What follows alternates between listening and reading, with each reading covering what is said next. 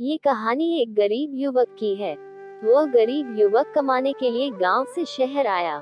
कुछ समय बाद उसको अच्छी नौकरी मिल गई। इसी दौरान उसके कई भी दोस्त बन गए।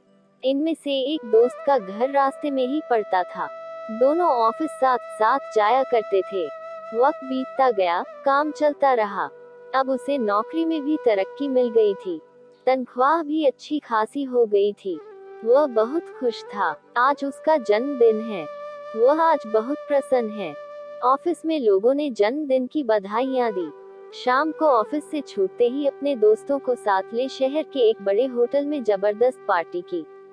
पार्टी समाप्त होते ही सारे दोस्त अपने अपने घर चले गए।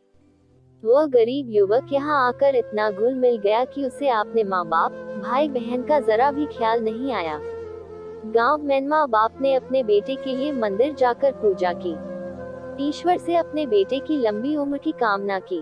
उसके घर वाले वहां उस पर आस लगाए बैठे थे कि शहर से उनका बेटा आएगा तो सब मुश्किल हल हो जाएगी। लेकिन वह सब भूल गया था। उसे दोस्तों के साथ घूमना, पार्टी करना, फोन पर बातें करना ही करने के लिए उसे समय था, लेकिन अपने घर वालों की ओर कभी ज्ञान ही नहीं गया। पैसों से घर खरीदा, कार खरीदी, एक बार भी अपने घर वालों को बुलाना उसने जरूरी नहीं समझा।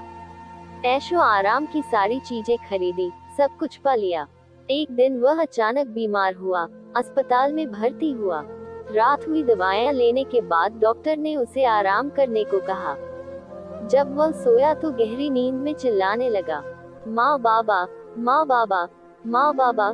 रात भर यही चलता रहा। डॉक्टर ने दवाएं दी लेकिन असर नहीं हो रहा था। आखिर में सुबह डॉक्टर ने उसके घर संदेश भिजवाया कि उनका बेटा बीमार है और यहाँ हॉस्पिटल में भर्ती है। माँ बाप को जैसे ही पता चला, वे भागे चले आए।